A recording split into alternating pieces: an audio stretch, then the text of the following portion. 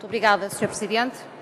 Senhoras e senhores deputados, eu julgo que todos saberão que uma visão ecologista da política não se mede por vistas curtas, tem sempre uma visão de médio e longo prazo extraordinariamente importante e que nos leva a agir também muito pela construção de uma sociedade melhor, mas também com o princípio da precaução muito presente. Nós fazemos sempre muitos avisos.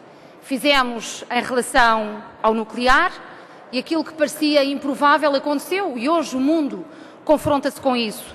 E fizemos muitos outros avisos relativamente a muitas outras matérias e talvez seja importante começar de uma vez por todas a ouvir aquilo que os verdes dizem. Neste momento, podendo não ser simpático, é imperioso dizer nós bem avisamos. E mais, é imperioso continuar a avisar, esperando agora resultados diferentes dos avisos à navegação. Nós bem avisámos que liquidar a produção nacional era a maior asneira que Portugal podia fazer. Essa destruição progressiva do aparelho produtivo nacional levaria a que nos tornássemos mais e mais dependentes do exterior, que gerássemos mais desemprego em Portugal e que aumentássemos os nossos níveis de endividamento. O certo é que a produção nacional foi paulatinamente destruída e quando uma crise internacional nos bateu à porta, Portugal estava já fragilizado e, em vez de mudar de rumo de modo a robustecer-se, afundou-se ainda mais, com mais PEC e orçamentos económica e socialmente recessivos.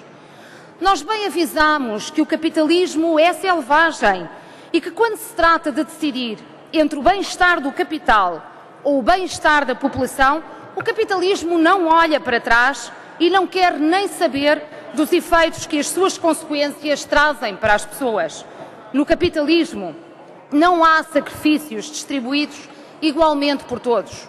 Por isso, quando uma crise internacional nos bateu à porta, houve dinheiro para injetar e salvar a banca, para gerar todo o tipo de garantias ao setor financeiro, mas não houve dinheiro para aumentar salários e pensões, para gerar poder de compra fundamental para as pessoas dinamizarem o nosso mercado interno e assim para poderem contribuir para o não encerramento de tantas empresas, para o que a diminuição do investimento público também contribuiu grandemente. E a banca retribui. Quando não quiser, não empresta mais dinheiro a Portugal.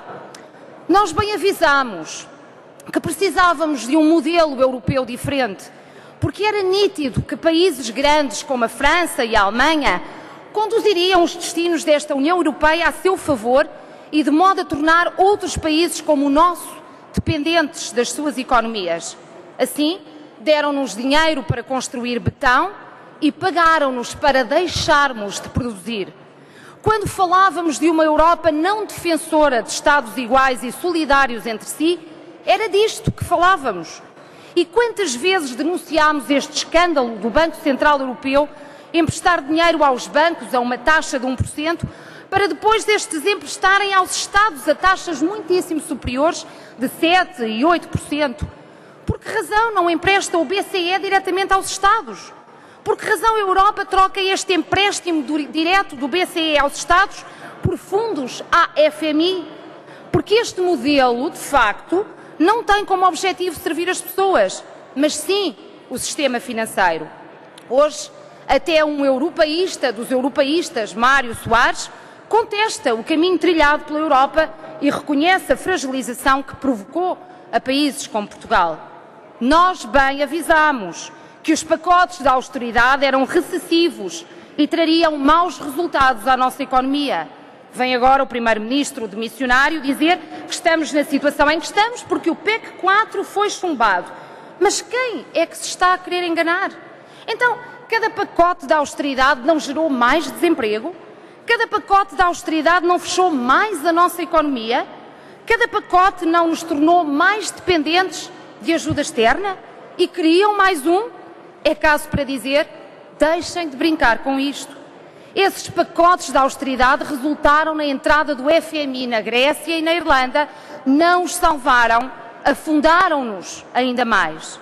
Senhoras e senhores deputados, uma coisa que fique clara, se estamos em situação de emergência, Foram estas políticas que nos colocaram nesta situação.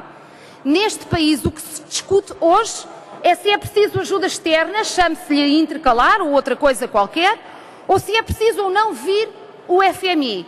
Tudo soluções para mais afundamentos, ao ponto a que nós chegamos.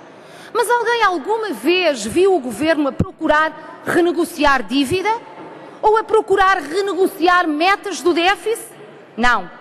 O que nós vimos é um Governo desistente que nos leva a um buraco sem fundo. Não se perceberá que a única forma de ganharmos credibilidade no exterior e de baixarmos o juro da dívida é começarmos a gerar riqueza urgentemente e logo capacidade de pagamento, e isso remete-nos para a palavra-chave da solução: produzir. Justamente o que tem sido negado por estes agentes políticos. Agora, o que nós vemos são esses agentes, os responsáveis por esta situação, porque responsáveis por estas políticas, a procurar dizer vergonhosamente que a culpa foi do outro. Mas eles têm nome. Chamam-se PS, que tem estado no Governo, chama-se PSD, que também esteve no Governo e que agora na oposição ajudou o PS a concretizar males para Portugal, e também se chama CDS-PP, que nestas décadas no Governo ou na oposição lá foi dando a sua mãozinha quando necessário. E estes responsáveis agora, com eleições à vista, têm comportamentos inqualificáveis. O PS vitimizar-se-á até à exaustão, referindo que a culpa foi o chumbo do PEC 4. Evitarão que alguém se lembre que em todas as aprovações dos outros PEC o desemprego cresceu, a economia piorou e os juros da dívida aumentaram. O PS jogará até à exaustão, com a memória curta e sem pudor de dizer que nunca disseram ou fizeram o que realmente disseram ou fizeram. O PSD procura desde já deixar claro que prosseguirá a mesma política, por exemplo, anunciando um hipotético aumento do IVA, que é recessivo para a economia, mas o que interessa é que querem ser eles a estar no Governo. Não lhes importa mudanças de políticas, mas sim quem é que as protagoniza.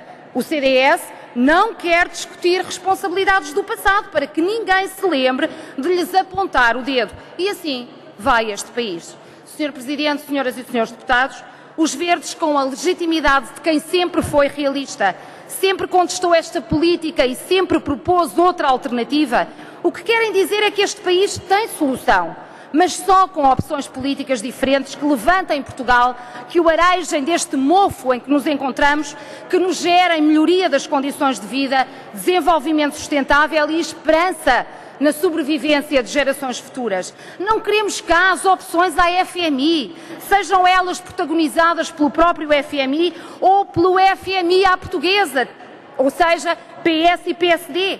Queremos um país levantado do chão, a produzir, a gerar riqueza.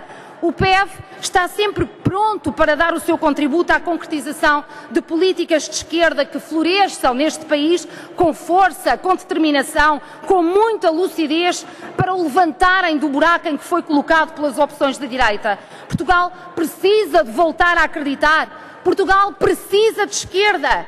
E o PEV cá está, inegavelmente, para dar o seu contributo. Muito obrigada.